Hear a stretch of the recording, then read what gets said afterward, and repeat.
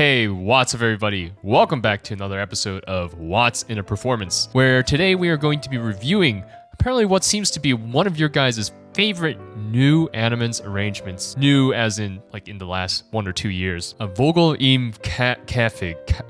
I can't speak German, so I can't pronounce it. But regardless, it is one of the most chilling and haunting melodies in Attack on Titan, and for sure stands out in anyone's head if they've seen the series. I myself was super ecstatic when this arrangement came out because I thought it would sound incredible on piano, and spoiler alert, it did. And so today we're going to give it a review. So let's get right to it. Real quick, if you're enjoying the content and finding it helpful, I've made something else for you too that can help you improve at your piano playing, and that is a guide on how to practice. Too often we just think about the techniques and the things that we need to do and achieve and accomplish and learn, but we don't think quite enough about how to implement that into our practice to make it effective and something that's ingrained as an ability. And so go to the link in my description down below, and while you're down there and if you need a little bit more help, do check out my private lessons as well. And let's get right back to the video.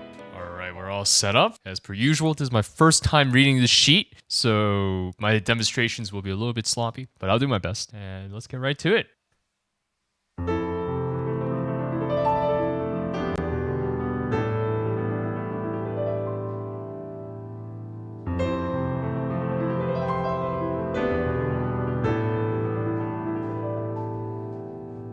One of the things that I already want to know is, despite there being a mezzo piano marking here in the score, Animenz starts off by ringing out the first note, by letting it ring a lot. And then the rest of it is a mezzo piano. And then the next time the melody comes in, and the same thing, ring it out. The ringing melody sometimes can be a little bit louder than what the dynamic marking is, so that it can come out and create a sort of resonance that carries the rest of the phrase. A little bit of push in as well to bring it out and accentuate it, especially now that we're moving along. Right, a little bit of weight helps change the tonality a little bit.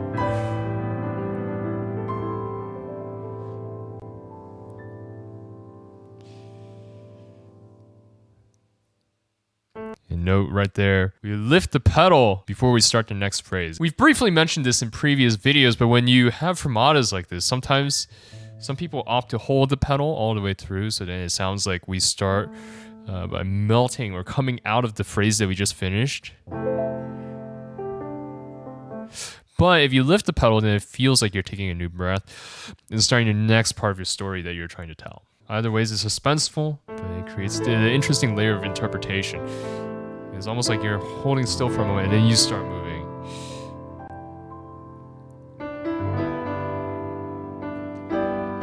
Note that there's a little bit of emphasis being put into the left hand here on these rolled notes. Right, there's a little bit of articulation so that the whole notes can ring throughout the entirety of the measure as opposed to getting drowned out. If you play too softly, you might not be able to hear it by the end of the measure, which we don't want.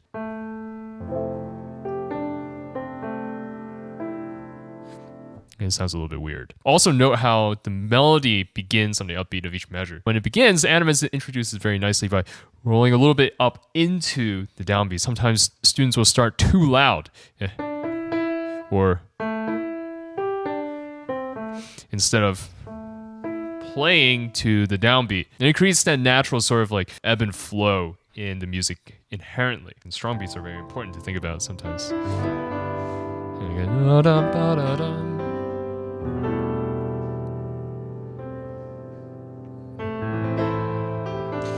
And even though that was loud to start and accentuate the next phrase, right, we drive into this one, which is even louder and a little bit more articulate. Just keep in mind.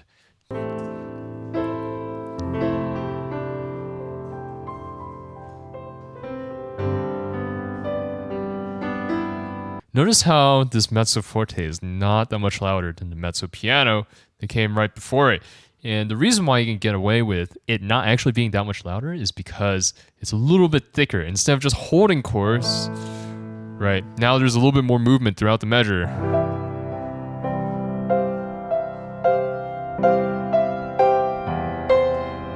So because there's more movement in the left hand and in the bass, then it naturally takes up a little bit more space. And so you don't actually need to press that much harder. A lot of times beginner or intermediate students will start forcing the mezzo fortes, and then they run out of space for the fortissimos, and the whole dynamic range gets shifted upwards. And it becomes very, very dense and very compressed. Notice the left hand is sticking very close to the keys, so it sounds more connected as a result, instead of coming up and bouncing a lot.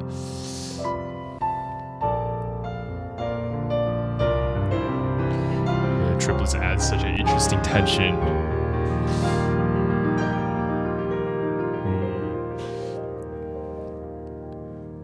There's also something that I noticed with students where when they see that they transition from a slower note grouping into a faster note grouping, they'll sometimes stop counting. So before we have eighths, and then we transition into triplets, and then we have 16ths, and then 16ths into groups of sixes.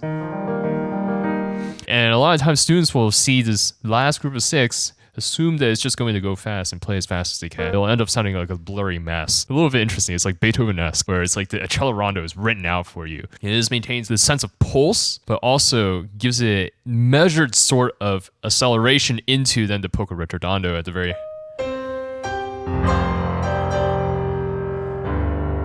We have the forte here. You see how much weight is going into the keys? We've talked a lot about weight in the past because weight is the primary way that you play loud without getting it harsh. So, right. And it helps with this roll, where when you roll from the pinky upwards, you can push into the pinky with weight and then direct it up your arm with this sort of rotation. It gets like this more percussive sense instead of just where you're like distributing weight onto all the fingers equally. You get almost like a louder tone as a result. Right? Almost like if you were doing something like that. All that aside, you notice how he leans forward because he's putting more body weight into the keys, not just arm weight, right? But it's body weight that's being driven through the shoulders, down the upper arm, down the elbow, into the hands. Notice that even in the midst of him playing all that, he still keeps these middle notes a little bit softer than the top notes, which is the melody. And height usually tends to produce a harsher tone, which most of the time we don't want. It's like another way to think about this section is like it sounds very pesante, right? Very heavy. And it's almost like you're, in a sense, sometimes I even envision myself like holding myself up from my fingertips on the keyboard. If you've done fingertip push-ups before, this might be a feeling that you can relate to. Or if you've done breakdancing before, this might be a feeling that you can relate to as well.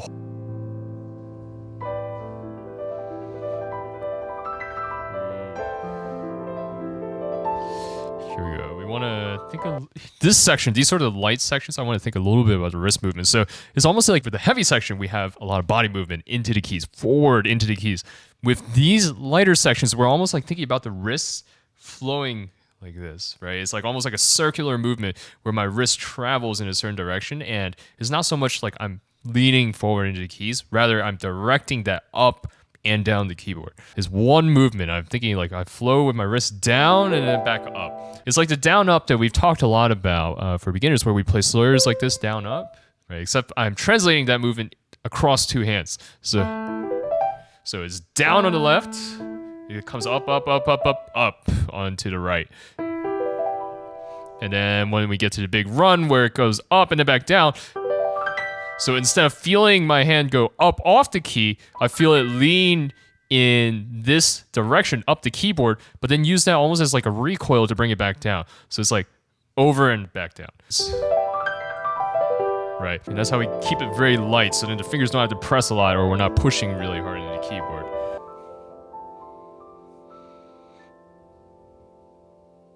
Again, fermata releases the pedal. It makes sense because it is a new section. It's a new section. It's a start of something new. So releasing the pedal, big breath, boom. And we're playing these runs the same way that we just talked about, with this sort of like flowing motion except the fingers are closer to keyboard, and there's a lot more weight going into it to create that sort of like gluey texture. I actually really like the fact that he plays this with 1 1 1 1 on both hands. I'd be naturally inclined to jump down and play with 1 3 2 4 and then 3 5, so now I can connect it. But I actually really like the texture that Animenz gets by going 1 1 1 1 1 1 1 1, because there's like a little bit of like almost feels like a portato. It's like very, very controlled and very measured in a sort of way that you only get with the heaviness of the thumb, especially since it's in the middle of the keyboard. And so it creates this little like sort of moment, this echo, right, of the main melody that's different, that's texturally different, and makes it interesting, but it's not as loud as the main melody, so we're not inclined to believe that it's the main melody, at least at this moment. It's very interesting, and I really like how the fingering can play such a large part in how something sounds. Very gluey.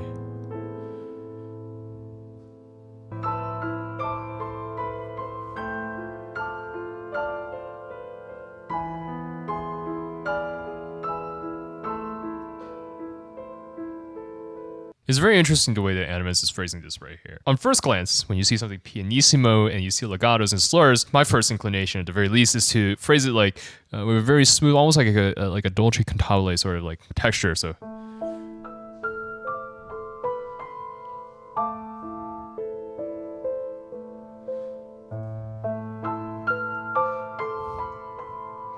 right, but instead Animenz detaches all the notes, which is very, very interesting, right? Instead, it sounds like,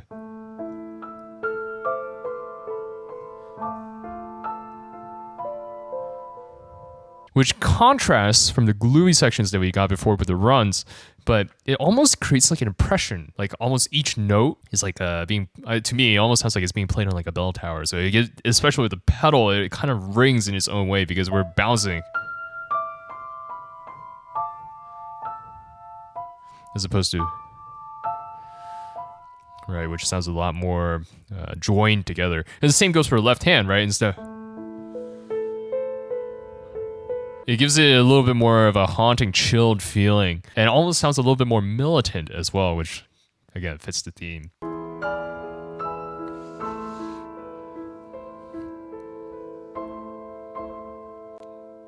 it's very nice. Weight into keys.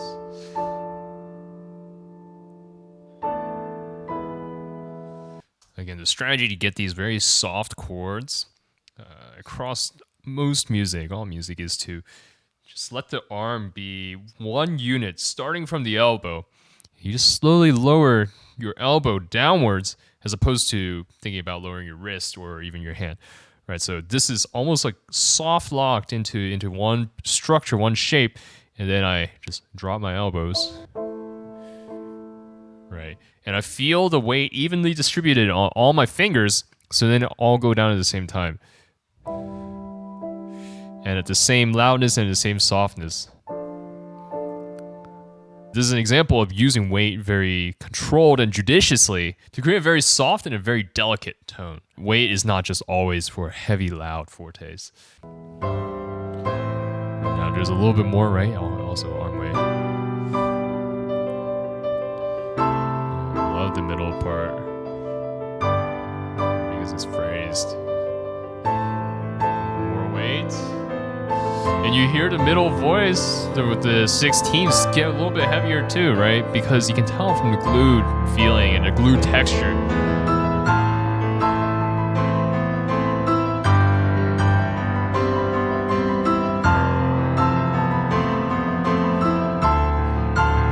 What's standing out from the left hand here when it jumps into the alto.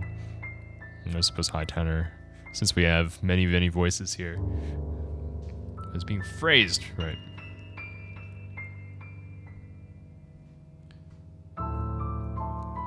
Is he using left pedal? Doesn't look like it. It almost sounded like it did for a moment. Actually, the bass does sound left pedaled. Maybe I'm tripping.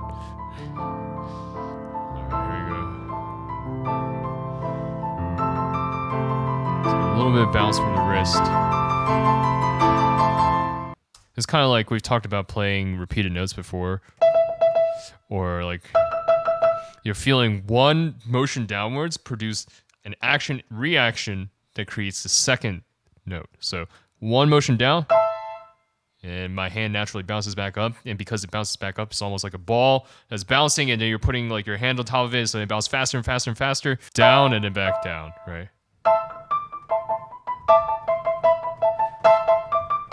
And as you get more comfortable with groups of 2, then you can turn it into groups of 4, groups of 8. You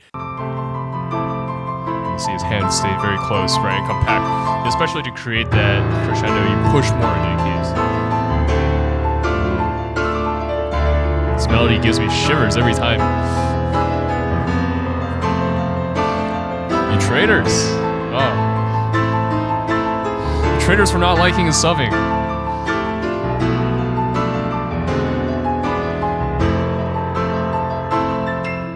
That's all just weight going into keys. You can really feel it.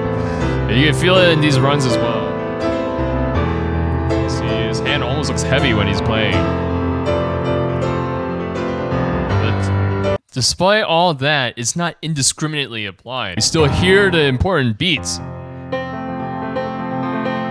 And so while there's weight going into the hand, it's being distributed by the wrist.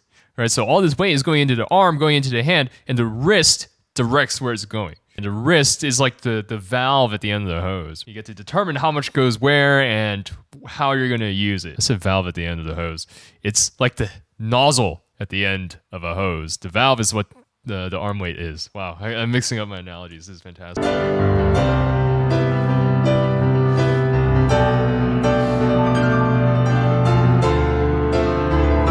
very thick, very dense. Notice, though, for a second, that while he gets very loud in this previous section, he still has a little bit of space to get yet a little bit louder still. Another issue that a lot of people have, including myself sometimes, where you just keep getting louder and louder and louder, and then you run out of space, and you still have more to go. You still have more music to play and more tension to build. So it's very good on Animenz to make sure that there's still always some space left to grow until you finally hit that climax in your piece. Then you can go all out.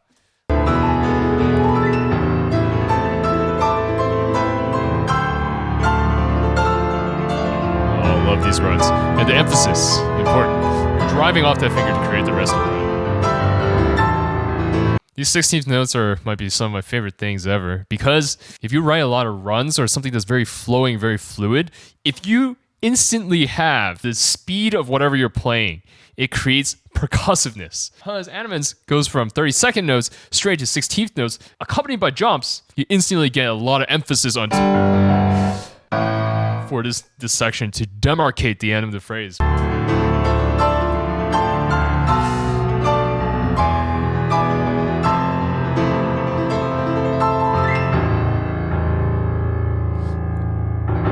It's very difficult for a lot of students because you run out of stamina holding on to that fortissimo for so long that by the end here you get to this and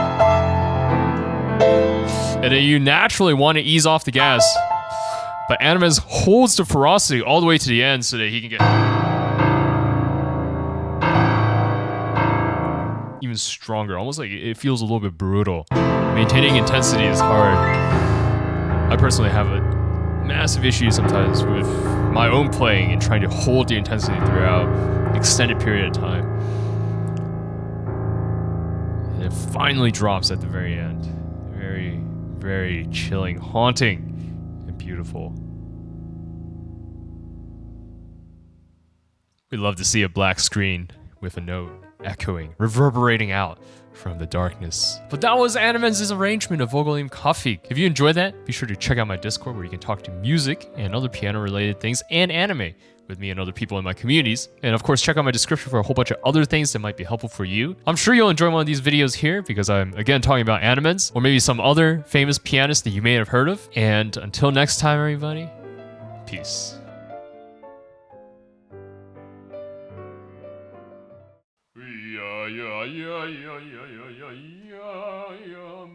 K-Leap!